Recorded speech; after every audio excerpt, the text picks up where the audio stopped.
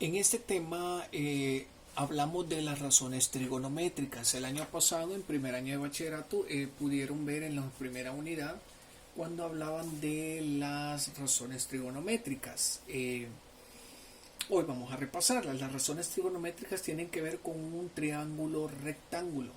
Es conocido como un ángulo en posición normal.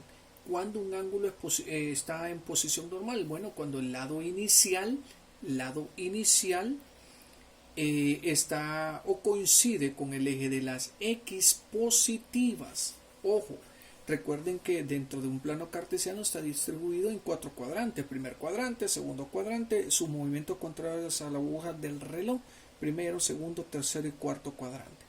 Este cuadrante de acá, donde el eje de las X es positivo, se considera que un ángulo o un triángulo está posicionado en una posición normal cuando su lado inicial abre, ¿sí?, coincide con el eje de las X positivas, ¿verdad?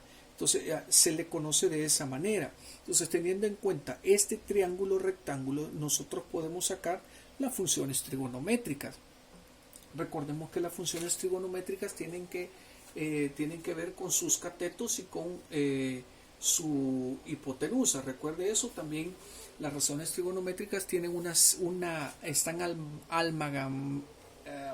están unidos con el teorema de Pitágoras, porque también es aplicado en un triángulo rectángulo. Bueno, voy a aprenderme esa palabra. Aquí veamos, aquí tenemos el seno de teta. Aquí está el ángulo teta con respecto, eso también tiene que ver, ¿verdad?, con respecto al ángulo donde esté posicionado, porque podría ser que el ángulo sea aquí, entonces ya cambia la posición. Por ejemplo, en este ángulo teta, ¿cuál sería el seno con respecto al ángulo teta? Sería opuesto, sería y sobre hipotenusa sobre r. Entonces a la hora de colocar ese valor, tendríamos, según este ángulo teta, sería opuesto sobre hipotenusa, sería y sobre r. Ojo, si el ángulo estuviese aquí, seno cambiaría, porque sería opuesto, ya no sería y, sino que sería x. Entonces, dependiendo la posición donde se coloque el ángulo y dependiendo lo que nos están pidiendo, así se forman las funciones o las razones trigonométricas. ¿Quién sería el coseno? Muy bien, sería adyacente sobre hipotenusa. Adyacente es el que está cerca, el que forma el ángulo que estamos representando. En este caso sería adyacente, x sobre r. X sobre r. Muy bien. ¿Quién sería entonces la tangente? Recuerde que la tangente la podemos, los nombres de cada uno, seno, coseno, tangente, cosecante, cotangente, secante y la cosecante se pueden abreviar utilizando estas letras. Aquí estamos hablando de la tangente. La tangente de teta es equivalente a opuesto sobre adyacente. Entonces, eso que nos quedaría y sobre x. ¿Y cómo sería en el caso de la cotangente? En el caso de las tres que continúan, se les enseñó que son lo contrario de cada una de ellas, y efectivamente es correcto. La cotangente, estamos hablando de, ¿quién sería? Muy bien, la cotangente es lo contrario de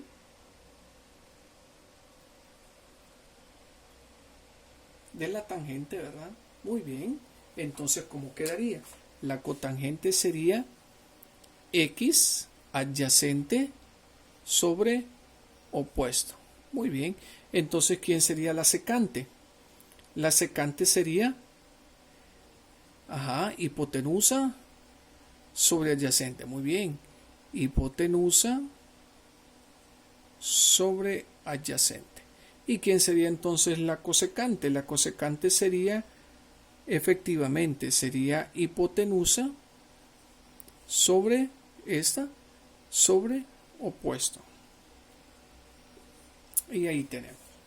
Y está conformado lo que nosotros conocemos como las razones trigonométricas. En base a nosotros vamos a poder tener en cuenta el desarrollo acerca de la función del seno, la función del coseno y de la tangente. Vamos a desarrollarlo. Ahí les queda de tarea para que ustedes investiguen acerca de la circunferencia unitaria, el círculo unitario, lo que conocemos como círculo unitario, el círculo trigonométrico, ¿verdad? Entonces, para que ustedes tengan en cuenta cómo se desarrolla o dónde se aplica estas razones trigonométricas. Muy bien. Procedemos entonces a ver la función del seno, que la función del seno no es nada más y nada menos que aplicarlo. Lo podemos hacer manual, pero nos tardaríamos un poco más, así que vamos a utilizarlo trabajando con la calculadora. Pero yo antes le quiero dejar en su guía de autoaprendizaje unas gráficas que representarían la función del seno para que ustedes tengan la idea, ¿verdad? En la función del seno lo único que vamos a trabajar son las primeras teclas de su calculadora. Vamos a ver sin, cos y tan. Estas tres. Entonces, si me están pidiendo, vamos a encenderla. Si me están pidiendo encontrar el seno de 30 grados, lo único que debo de hacer es colocar seno de 30 grados y obtener el resultado, que es 0.5 o un medio, ¿verdad? Entonces, de esa manera tan sencilla es utilizar la ley de la función del seno, la función del coseno y de la tangente. Si me están pidiendo, por ejemplo, el seno de 120, entonces lo único que debo de marcar es o colocar seno de 120, tecleo 120 y obtengo el resultado, que sería raíz de 3 sobre 2. Eso hace un equivalente, creo yo, de 0.86. Déjeme ver. Sí, un aproximado de 0.87. Entonces ahí tiene los valores, ¿verdad?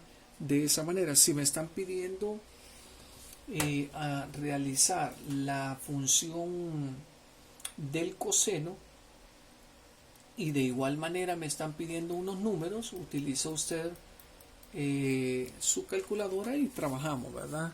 Por ejemplo, si me piden en el anterior 120, creo que me dio 0.5, creo.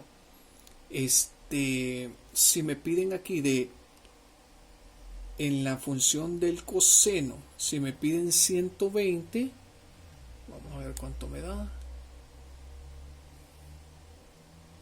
Me da menos 0.5. Vea, menos 0.5 en la función del coseno, pero en la función del seno, ¿cuánto me daba 120? A ver si se recuerdan. ¿Cuánto me daba? Si no, lo hacemos en la función del seno. 120 me daba, si mal no recuerdo, raíz de 3, 0.87 dijimos, ¿verdad? Entonces nos daba raíz de 3 sobre 2. Entonces no es lo mismo, ya ven, entonces hay que tener cuidado con eso.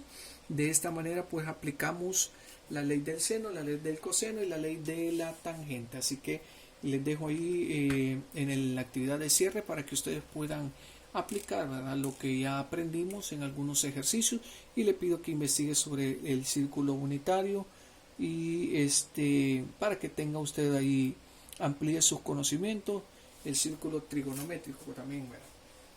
Muchas gracias, bendiciones, jóvenes.